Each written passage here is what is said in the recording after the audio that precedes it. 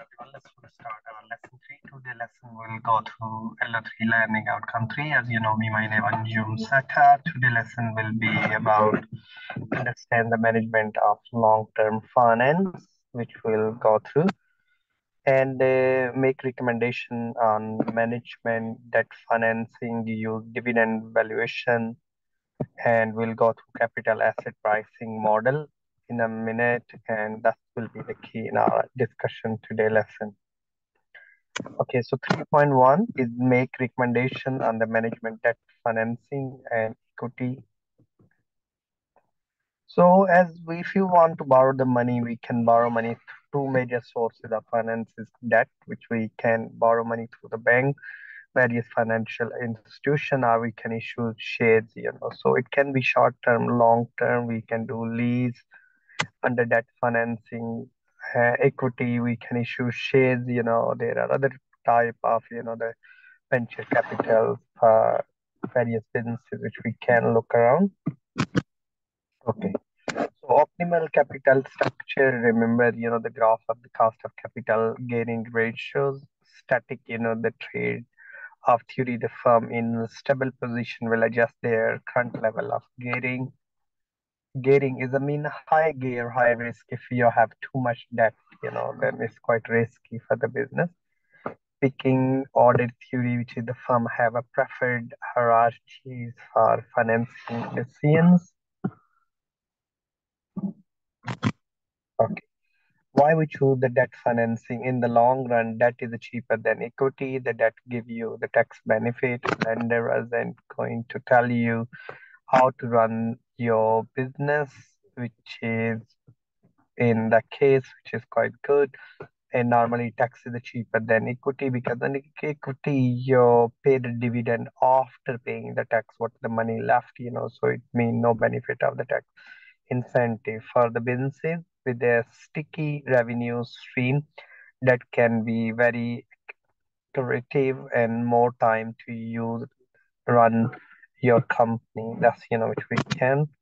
Okay, why choose the equity financing? No interest payment, no liability, monthly payment, and operational efficiency in case of which we can look around profitability, equity ratios, and variable costs. So follow up funding which we can do through the debt.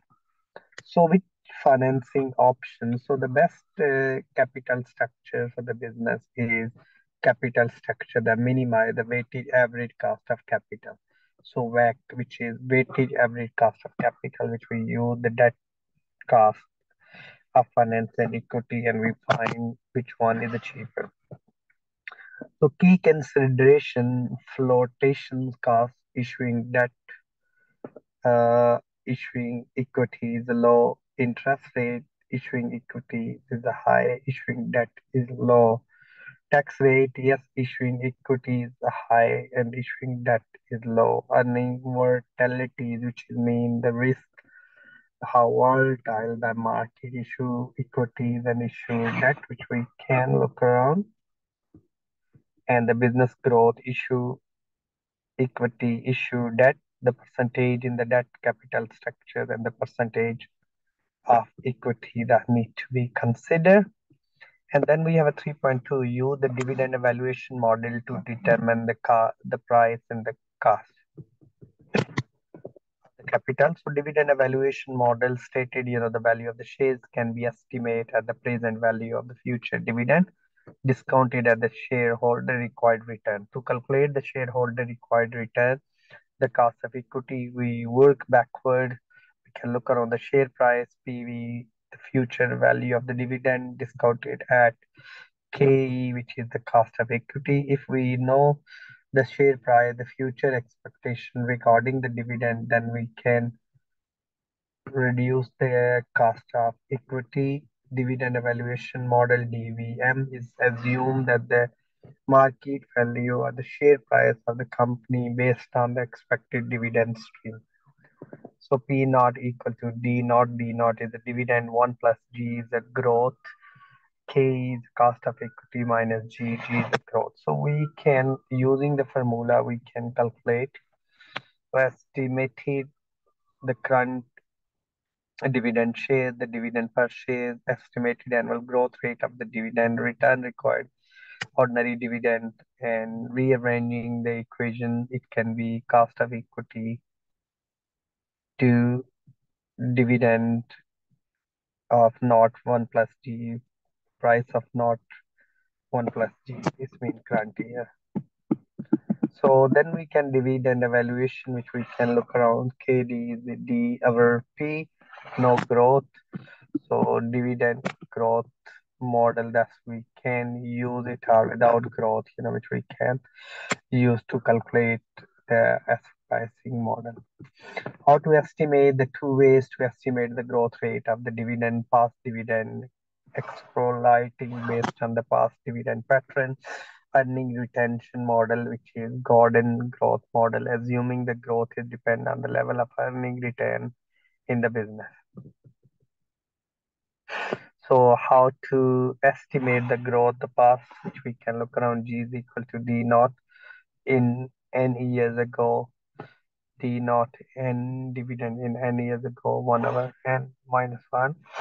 So number of years dividend growth.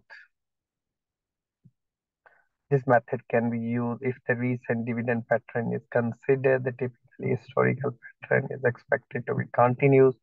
How to estimate the growth, the earning retention, which we can higher the level of retention in the business, the higher potential growth rate. Formula G is equal to B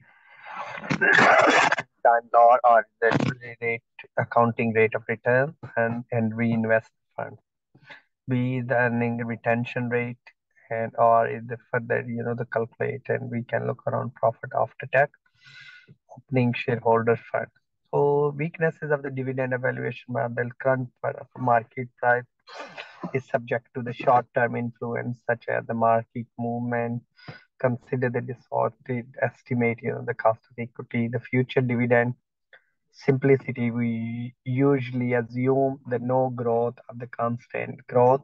However, there is a no guarantee of the dividend in future may or cost of equity, relevance of earning. Earning don't feature such as in the DVM. However, the earnings should be indicative of the company's long-term ability to pay the dividend. Therefore, in the estimating the rate of growth at the future dividend. Okay, then we have an M, which is the merit criteria, evaluate the usefulness of capital asset pricing model, which we can. So K, cost of equity, R is the return received by equity investors, RE is, and RF is the risk-free rate, and RM is the market value of, and RF is the risk-free rate of return. And systematic unavoidable risk the company should determine the revenue and sensitivity return as of the market. So we can use the formula which we can show on the graph. So market return risk and beta. Beta is known as the risk factor. Higher the beta, higher the risk, and higher the return. So you will see here 3 to 9% risk premium if there is a risk. Sorry about. So uses of capital asset pricing model, which we can look around security comparison. Investor use the capital asset pricing model and the different securities in contrast.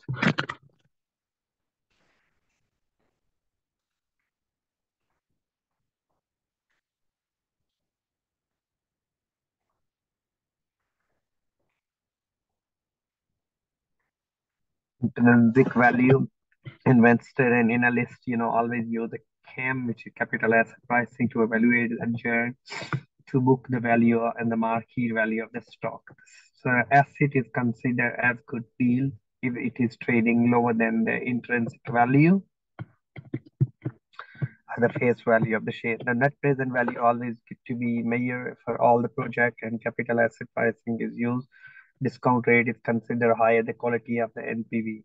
Therefore, the judge, investment project, all the diverse kind of risk, capital asset pricing model, better than the dividend valuation method, explicitly consider the company level of systematic risk relatively the stock. Superior weighted average cost of capital is providing discount. And that's, the key things which we can use it, capital asset pricing model. So guys, if you want, please, if you want to enhance further, you also follow F9 ATHE, which is known as the financial management.